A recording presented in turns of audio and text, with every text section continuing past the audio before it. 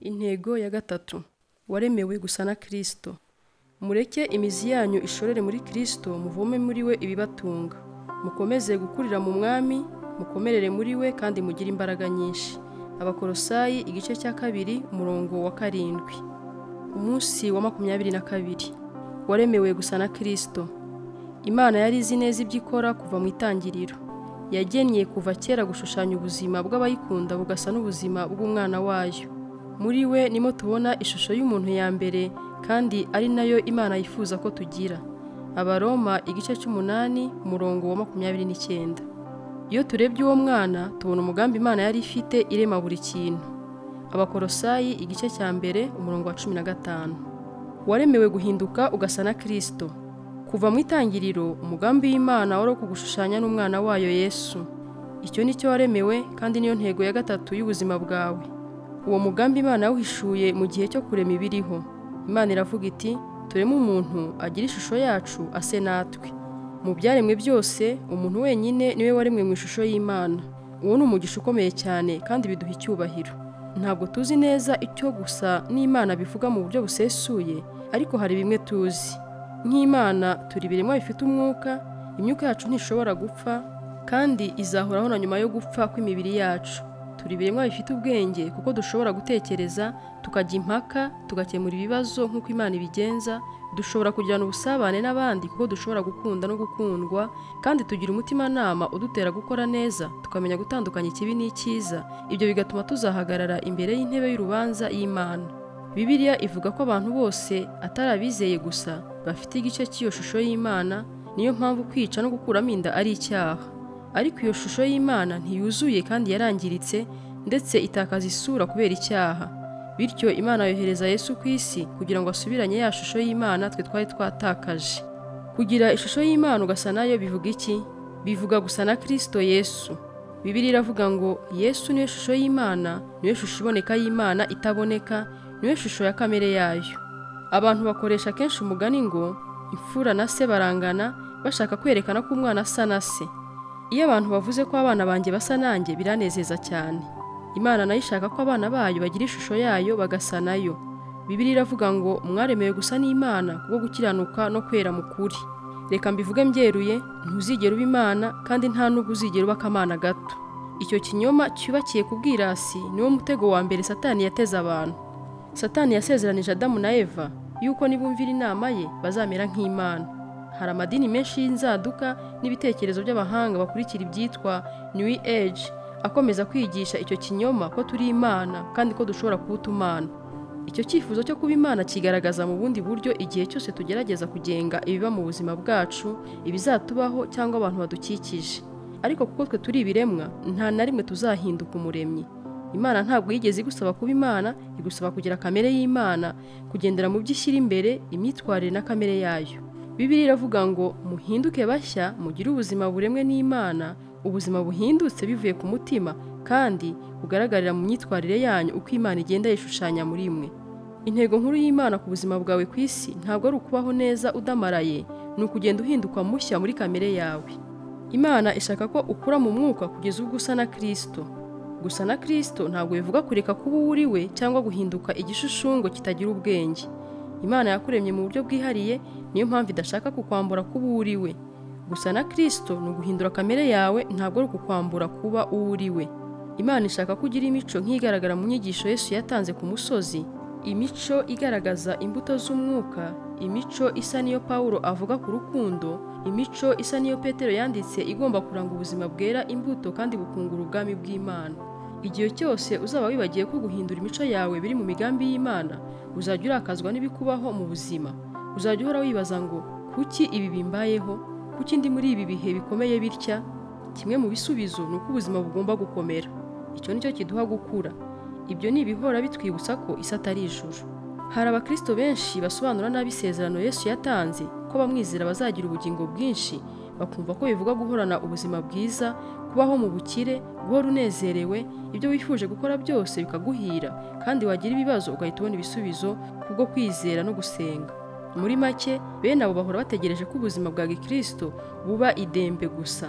Abo baba bibwira ko bari mu ijuru bakiri ku isi. Bene iyo mitekerereze yo kwikunda ifata Imana nk'umupfumu ubereyeho kugufasha gusohoza ibyifuzo byawe byo kwikunda. Ariko Imana ntabwo ari umugaragu wawe, kandi niwishyiramo ko ubuzima bugomba koroha gusa, ikizavamo nuko uzacika intege cyangwa se ukabaho uhakana ibyo ubona buri munsi. Ntuzigere wibagirwa ko ubuzima butashyiriweho wowe, ubereyeho gusohoza imigambi y'Imana, ntabwo ubuzima wabuherewe gusohoza iyawe migambi. Kuki Imana yaguha ijuru mu isi kandi irateganije kuri guha ugeze mu buzima bw'iteka? Imana yaduhaye igihe tumara ku isi ngo kibe igihe cyo gutunganya no gukomeza imico yacu, bityo twitegure kuzaba mu ijuru. Umwuka w'Imana akorera muri wowe. Ni Umwuka Wera ukora umurimo wo kuguhindura ugasa na Kristo. Bibiliya iravuga ngo uko Umwuka w'Umwami akorera muri twe, tugenda duhindurwa tukarushaho gusa nawe, tukarushaho kugaragaza ubwiza bwe. Uko kugenda duhinduka tugasa na Kristo nibyo byitwa kwezwa, kandi iyo niyo ntego ya gatatu y'ubuzima bwawe. Ntabwo ushobora kwiremamo umutima wa Kristo kubw'imbaraga zawe. Ingamba z'umwaka mushya, imbaraga z'ubushake ndetse n'ibyifuzo byiza ntabwo bihagije. Umwuka Wera wenyine niwe ufite imbaraga zo kuzana impinduka Imana ishaka mu buzima bwacu. Bibiliya iravuga ngo Imana nikorera muri mwe ikabatera gushaka kuyumvira kandi ikabaha imbaraga zo gukora ibyo yishimira. Iyo uvuze imbaraga z'umwuka, abantu benshi bahita bumva ibimenyetso by'ibitangaza n'amarangamutima atagira rutangira. Nyamara kenshi imbaraga z'umwuka zigaragarira muri wowe mu buryo butuje butagaragara cyane, ku buryo rimwe na rimwe utabimenya cyangwa ngo unabyiyumvemo. Kenshi umwuka dukoraho mu ijwi ryoroheje ry'ituza. Ntabwo gusa na Kristo bizanwa no kumwigana, ahubwo biva mu kureka akaduturamo. Tubigeraho turetse Kristo akaba ari we ubaho muri twe. Dore ubwiru bw'Imana nuko Kristo aba muri mwe. Ibyo bimera bite mu buzima bwa buri munsi? Biboneka mu buryo duhitamo buri munsi. Iyo duhitamo gukora ibikwiriye mu byo tunyuramo byose, maze tukizera Umwuka w'Imana ko aduha imbaraga, urukundo, kwizera n'ubwenge bwo kubikora. Kuko Umwuka w'Imana atura muri twe, ibyo byose dushobora kubihabwa iyo tubisabye. Tugomba gufatanya n'umurimo w'Umwuka. Hari ihame ry'ingenzi tubona rigenda rigaruka muri Bibiliya. Umwuka Wera atanga imbaraga iteka ryose iyo uteye intambwe imwe yo kwizera. Igihe Yosuwa yarahanganye n'inzitizi badashobora kwambuka, amazi ya Yorodani yari yuzuye akarenga inkombe, yacitsemo kabiri ubwo abayobozi bakandagije ibirenge mu mugezi uhorera bwo kumvira no kwizera. Kumvira ni urufunguzo rw'imbaraga z'Imana. Imana irabanza igategereza ko ugira icyo ukora. Ntugategereze kubanza kwiyumvamo imbaraga cyangwa ubugabo. Utambuke muri izo ntege nke zawe, ukora ibikwiye nubwo wumva ufite ubwoba no guhinda umushyitsi. Uko niko uzakorana n'umwuka, kandi uko niko kamere yawe izahinduka. Bibiliya igereranya gukora mu mwuka nk'urubuto, inzu yubakwa cyangwa umwana ukura. Buri kimwe muri ibyo bigereranyo bisaba uruhare rw'umuntu. Imbuto zigomba guterwa no guhingirwa kugira ngo zimere, inzu zigomba kubakwa, ntabwo ubyuka ngo usange zihagaze, kandi n'abana bagomba kurya bagakora imyitozo kugira ngo bakure. Nubwo agakiza kawe gadasaba gushyiramo imbaraga, gukura mu mwuka byo bisaba uruhare rwawe. Inshuro zigera ku 8 mu isezerano rishya batubwira ngo tugire umwete mu gukura kwacu kugira ngo duse na Yesu. Ntabwo uzicara gusa ngo umunsi umwe nubyuka usange byakubayeho. Pawulo asobanura mu rwandiko yandikiye Abanyefeso igice cya 4 umurongo wa 22 kugeza ku 24 inshingano zacu eshatu mu gukura tugasa na Kristo. Icya mbere, tugomba guhitamo kureka imigendere yacu ya kera. Imyitwarire yose ijyanye n'uwo muntu wa kera igomba kubavamo. Ni mibi bisayishije, muyiyambure. Icya kabiri, tugomba guhindura uburyo dutekereza. Mureke umwuka ahindura uburyo bwanyu bwo gutekereza. Bibiliya ivuga ko duhinduka bashya iyo tugize imitima mishya. Ijambo ry'Ikigiriki metamorphosis bakoresha bavuga guhinduka mu rwandiko rw'Abaroma igice cya 12 umurongo wa 2 n'Abakorinto ba 2 igice cya 3 umurongo wa 18 niryo uyu munsi bakoresha bavuga guhinduka kw'ikinyabwoya iyo gihindutse ikinyugunyugu. Ni igishushanyo cyiza cy'ibitubaho mu mwuka iyo twemereye Imana kuyobora ibitekerezo byacu. Duhinduka bivuye mu mutima imbere, tugahinduka beza kurushaho, kandi tukagira umudendezo wo kuguruka tugatumbagira mu birere bishya. Icya gatatu, tugomba kwambara kamere ya Kristo, tukagira imico mishya iva ku Mana. Kamere yawe ni igiteranyo cy'ibyo wimenyereza gukora buri munsi n'uburyo witwara ubusanzwe. Bibiliya iravuga ngo mwambare umuntu mushya waremewe gusa n'Imana kubwo gukiranuka no kwera bizanywe n'ukuri. Imana iduha isura nshya ikoresheje ijambo ryayo, abantu n'ibyo tunyuramo. Ibyo uko ari bitatu ni ngombwa kugira ngo dukure muri kamere yacu. Ijambo ry'Imana riduha ukuri dukeneye ngo dukure. Abantu b'Imana bakaduha inkunga dukeneye ngo dukure. Ibyo tunyuramo mu buzima bikaduha ibituzengurutse bituma twimenyereza gusa na Kristo. niwiga kandi ugashyira mu bikorwa ijambo ry'Imana, ukagirana ubusabane n'abandi bizeye, ukiga kwizera Imana mu bibazo bikomeye, ndakwizeza ko uzahinduka ukarushaho gusa na Kristo. Tuzareba buri kimwe muri ibyo mu bice bikurikira. Abantu benshi bibwira ko inyigisho za Bibiliya no gusenga bihagije ngo umuntu akure, ariko hari ibintu bimwe na bimwe uzahura nabyo mu buzima bitazahindurwa no kwiga amasomo ya Bibiliya no gusenga gusa. Imana ikoresha abantu, akenshi ihitamo gukorera mu bantu kuruta gukora ibitangaza, kugira ngo twige kwishingikiriza bamwe ku bandi, bityo tugire ubusabane. Imana ishaka ko dukurira hamwe.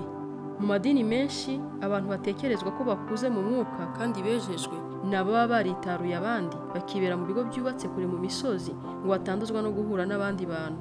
Ariko ibyo nukumva nabi gukabije. Gukura mu mwuka ntabwo ari urugendo rwa nyamwigendaho umuntu akora ku giti cye. Ntushobora gukura ngo use na Kristo uri wenyine. Ugomba kuba hamwe n'abandi bantu kandi ugasabana nabo. Ukenera kuba mu itorero n'abaturanyi. Kuki? Kuko gukura mu mwuka ari ukwiga gukunda nk'uko Yesu yakundaga, bityo ntushobora kwiga gusa na Yesu utari mu bandi bantu. Uzirikane iki gipimo cya byose ni urukundo, gukunda Imana no gukunda abandi. Gusa na Kristo ni urugendo rurerure kandi rugenda buhoro. Gukura mu mwuka ntabwo ari ikintu cyiza ako kanya cyangwa ngo cyikore. Dukura buhoro buhoro, intambwe ku ntambwe, kandi bizatwara ubuzima bwose ufite imbere yawe. Pawulo yabivuzeho agira ati, ibyo bizakomeza kugera igihe tuzagera ku kigero gishyitse nk'uko Kristo ari, kugeza ubwo tuzasa nawe rwose. Ujye witekereza nk'umurimo ugikomeza. Guhinduka mu mwuka ngo use na Kristo bizatwara imyaka isigaye yose y'ubuzima bwawe, kandi nubwo nabwo ntabwo uwo murimo uzarangira ukiri hano ku isi. Uzarangira gusa igihe uzaba ugeze mu ijuru cyangwa Yesu agarutse. Icyo gihe ibizaba bisigaye bitarangiye mu kuguha kamere nshya bizihutishwa. Bibiliya itubwira ko amaherezo nitubona Yesu neza tuzahinduka tugasa nawe neza neza. Ntidushobora no gutekereza uko tuzamera Yesu niyerekanwa. Icyakora icyo tuzi ni uko niyerekanwa tuzasa nawe, ko tuzamureba uko ari koko. Imyumvire mibi myinshi mu buzima bwa Gikristo iva mu kwirengagiza iri hame ko Imana yitaye cyane ku kubaka kamere yawe kuruta ikindi cyose. Kenshi turahangayika iyo Imana isa naho ititaye ku bintu bimwe na bimwe, nko kwibaza ngo nuhe murimo nari nkwiye gukora. Mu by'ukuri hari imirimo myinshi ushobora gukora, kandi bikaba biri mu bushake bw'Imana ku buzima bwawe. Icyo Imana ishaka kuruta ibindi ni uko ibyo ukora byose ubikora nk'uko Kristo yabikora. Imana yita cyane ku cyo uri cyo kuruta ibyo ukora. Turi abantu, ntituri ibikorwa. Imana yitaye cyane kuri kamere yawe kuruta umurimo wawe, kuko umutima wawe uzawujyana mu buzima buhoraho, ariko umurimo wawe ntabwo uzawujyana. Bibiliya iratubwira ngo ntimumenyere aho muri ngo mwishushanye naho mutabitekereje, ahubwo mutumbire Imana, nibwo muzahinduka bivuye ku mutima. Aho kugendera mu mico y'ababakikije igenda ibagarura hasi ku rugero rwayo rurangwa n'ubwana mu myitwarire, Imana yo izabahindura igaragaza ibyiza biri muri mwe, ibahe gukura kweruye. Ugomba kwiyemeza kugenda mu buryo bunyuranye n'imico y'aho uri kugira ngo ushobore gutumbira gusa na Kristo. Naho ubundi hari izindi mbaraga nko kugendera ku rungano, ababyeyi, abo mukorana n'imyitwarire y'aho uri, nabyo bizagerageza kuguha isura yabyo. Ikibabaje ni uko iyo usomye ibitabo byinshi by'Abakristo usanga abizera benshi barataye umuco wo kuberaho gusohoza imigambi mikuru y'Imana, bahagararira ku gusohoza iyabo migambi no kwishakira umutuzo wo mu mutima. Ibyo ni ukwirebaho, ntabwo ari ugukura k'umwigishwa. Ntabwo Yesu yapfiriye ku musaraba ngo tubone uko twiberaho mu buzima bwiza butagira ikibuhungabanya. Umugambi wari urenze aho, ashaka kuduhindura tugasa nawe mbere y'uko atujyana mu ijuru. Uwo niwo mugisha wacu uruta iyindi, niyo nshingano y'aka kanya, kandi niyo ntego y'iherezo ry'ubuzima bwacu. Gutekereza ku ntego y'ubuzima bwanjye.